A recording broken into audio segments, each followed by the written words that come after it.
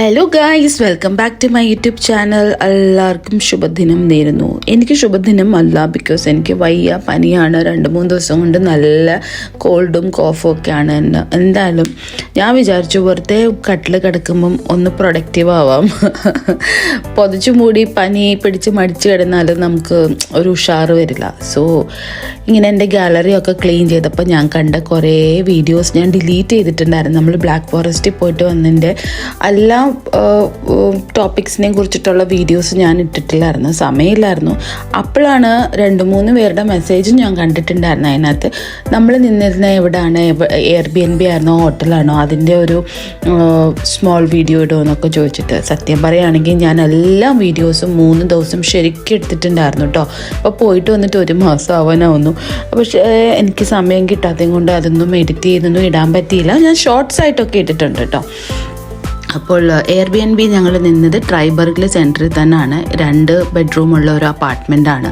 ഈ അപ്പാർട്ട്മെൻറ്റ് അവർ നേരത്തെ സ്റ്റുഡിയോ ആയിട്ടായിരുന്നു ഉപയോഗിച്ചുകൊണ്ടിരുന്നത്. അപ്പം സ്റ്റുഡിയോയിൽ വേണ്ടിയിട്ടുള്ള കാര്യങ്ങളുടെ ഒരു സെറ്റപ്പായിരുന്നു നമുക്ക് അവിടെ കാണാൻ പറ്റിയ.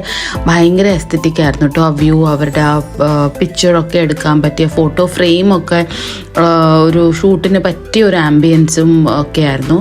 പിന്നെ അവിടെ ഫുള്ളി ഫർണിഷ്ഡ് കിച്ചണായിരുന്നു. നമുക്ക് വെൽക്കം ചെയ്യാനായിട്ട് അവിടുത്തെ ഒരു lady, she was very kind. അവർ വന്നിട്ടുണ്ടായിരുന്നു. അവർ ചോദിച്ചു എല്ലാം ഓക്കെ ആണോ.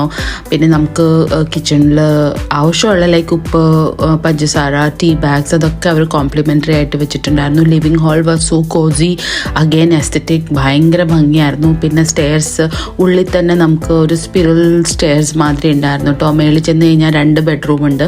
കുട്ടികൾക്കും എനിക്കും ശ്രീനേട്ടനും കിടക്കാൻ പറ്റിയ കൂട്ടുള്ള 2 ബെഡ്റൂംസ് ആയിരുന്നു. പിന്നെന്താ, ഒരു ഫാമിലി ആയിട്ടൊക്കെ വന്നു കഴിഞ്ഞാൽ അടിപൊളിയായിട്ട് നമുക്കവിടെ 3 ദിവസം 4 ദിവസമൊക്കെ സ്റ്റേ ചെയ്യാൻ പറ്റിയ സ്ഥലമാണ്. അടുത്ത് തന്നെ ലിഡിലും പിന്നെ ആൽഡിയൊക്കെ ഉണ്ടായിരുന്നു. അപ്പോൾ സാധനങ്ങളൊക്കെ മേടിക്കാനും എളുപ്പമായിരുന്നു. ഞങ്ങൾ എത്തിയത് നവംബർ 1 ആയിരുന്നു കേട്ടോ. അപ്പോൾ അന്ന് പബ്ലിക് ഹോളിഡേ ആയും കൊണ്ട് കടകളൊന്നും ഇല്ലായിരുന്നു. നമ്മൾ ആവശ്യത്തിന് കുക്ക് ചെയ്യാനുള്ള സാധനങ്ങളൊക്കെ വീട്ടിൽ നിന്ന് കൊണ്ടുവന്നിട്ടുണ്ടായിരുന്നു കേട്ടോ.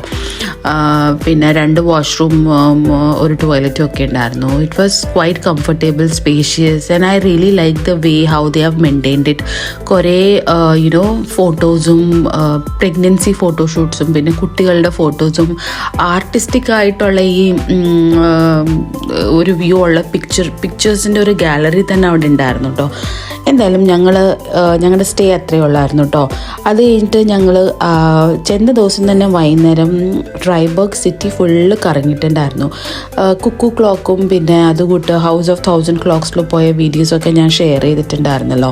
അപ്പോൾ കുറേ ഫ്രണ്ട്സിൻ്റെ അടുത്ത് ചോദിച്ചു, ഇവിടെ പോയിട്ടുള്ളവർ തന്നെ, അവർക്ക് എന്നെ അറിയാവുന്നവർക്കും പിന്നെ ഇല്ലെങ്കിൽ ബ്ലാക്ക് ഫോറസ്റ്റിൽ മുമ്പേ പോയിട്ടുള്ളവരും ഒക്കെ എൻ്റെ അടുത്ത് ചോദിച്ചായിരുന്നു ട്രൈബർഗ് വാട്ടർഫാളിൽ പോയിട്ടില്ലായിരുന്നു. ശരിയാണ്, നമ്മൾ ചെന്ന ദിവസം തന്നെ ട്രൈബർഗ് വാട്ടർഫാളിൽ പോയിട്ടുണ്ടായിരുന്നു. അതിൻ്റെ വീഡിയോസ് ഞാൻ ഇട്ടിട്ടില്ല, ബിക്കോസ് ഒന്നാതെ ഞാൻ നേരത്തെ പറഞ്ഞു വിട്ട് സമയമില്ലായിരുന്നു.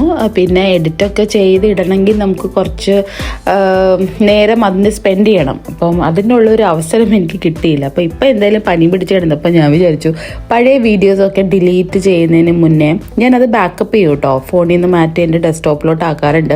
അപ്പോൾ അങ്ങനെയൊക്കെ പണികൾ ചെയ്തുകൊണ്ടിരുന്ന സമയത്താണ് ഞാൻ ഈ വീഡിയോസ് എന്നാൽ നിങ്ങളുടെ കൂടെ ഷെയർ ചെയ്യാമെന്ന് വിചാരിച്ചത്. ട്രൈബർഗ് വാട്ടർഫോൾ നല്ല കേട്ടോ.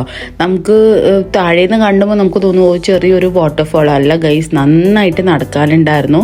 പിന്നെ കുട്ടികളെ കൊണ്ട് നമ്മൾ പോവുകയാണെങ്കിൽ നമ്മൾ ശരിക്കും പ്രിപ്പയർഡായിട്ട് തന്നെ പോകണം. തണുപ്പൊക്കെ ആണെങ്കിൽ ഒന്നുകൂടെ പ്രിപ്പയർ ആവണം. ചൂടത്താണെങ്കിലും, ബിക്കോസ് സൗപ്പൂൻ്റെയും വൈകിൻ്റെയും ഒക്കെ പ്രായം, Souppu is still okay, she is teen. പക്ഷേ വൈഗ കൂട്ടുള്ള പ്രായമുള്ള കുട്ടികളാണെങ്കിൽ അവർക്ക് ഭയങ്കര ബോറിംഗ് ആയിരിക്കും. Like they feel tired after some steps അങ്ങനെ ഇങ്ങനെ.